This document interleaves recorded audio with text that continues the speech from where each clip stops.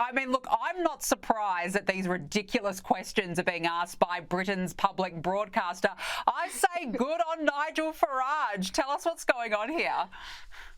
Yeah, he's such a troublemaker, isn't he? He's got a million views now on this clip. One of his favourite hobbies is exposing the BBC for some of its ridiculousness. But this is the flagship news, very serious panel show on the BBC. It used to have an enormous audience. It's dwindled a little, although I'm sure those viewing figures went up with Nigel on the panel last night. But, you know, I've been on this show once before, and I had a little look back at my emails to see if I was asked to take part in this. And absolutely I was. They wanted to know gender, ethnicity, disability, age, gender identity, and also sexual orientation. I mean, I don't know about you, but I don't think the BBC needs to know whether I fancy men or women.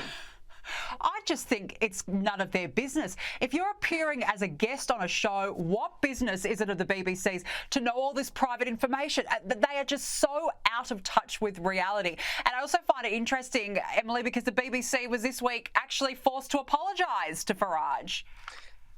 Oh, this is crazy. And yes, let's just remember the BBC is a taxpayer-funded organisation. It costs each and every person in this country a licence fee, regardless of how much they actually use it. It's got a very strict code of conduct, editorial standards. Impartiality is one of the most important things for the BBC. Without it, it would cease to exist. So Nigel Farage, he was out helping to promote the Reform Party, which is a new party here in the UK. This is all ahead of the general election. He made a big speech in the South about immigration. He quoted remarks made by the Polish Prime Minister Donald Tusk about how illegal immigration is a massive issue of national security. What did the BBC presenter do?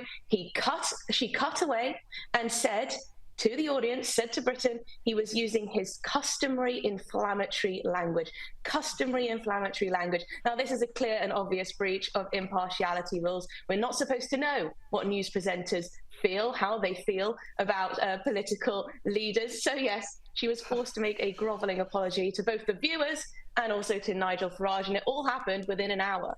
Yeah, it sounds a little bit like Australia's public broadcaster at the moment. They're all the same. Now, let's move on to the royals now, because the palace has confirmed that Princess Kate won't be attending the Trooping the Colour rehearsal as she continues her cancer recovery. How concerning is this?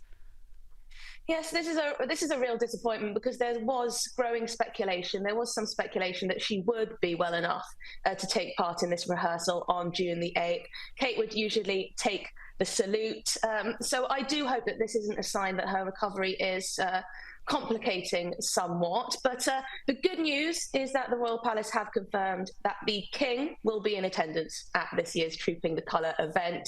But yes, we know that Princess Kate will be absent because of her recovery after her cancer diagnosis. But this is a major royal event. You know, 2,000 soldiers take part. You've got 240 horses involved. So if she is suffering with her health, it's probably not the best place for her to be.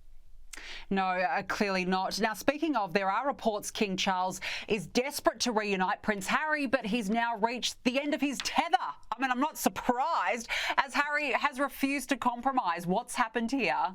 I mean, let's remember relations have been very sour, a tad sour, since Harry and Meghan left the royal family in 2020 it was. You know, they've spilled all sorts of private details of royal life. They've made some shocking accusations, including of racism. So yes, it's hardly surprising that relations are very much strained still. I mean, it's worth remembering Harry wrote about his father in his book Spare, saying he had trouble communicating, trouble listening, trouble being intimate face to face. This isn't something that any father would want the world to read. But yes, after Harry's recent visit, King Charles must feel very hurt. Harry suggested that he hadn't met with his father because of the King's busy schedule. It was then revealed that actually Charles had offered to meet his son, but Harry had said, no, I don't have enough security and I'd rather stay in a hotel. So which one is it? I'll let you make up your mind. Well, which one is it?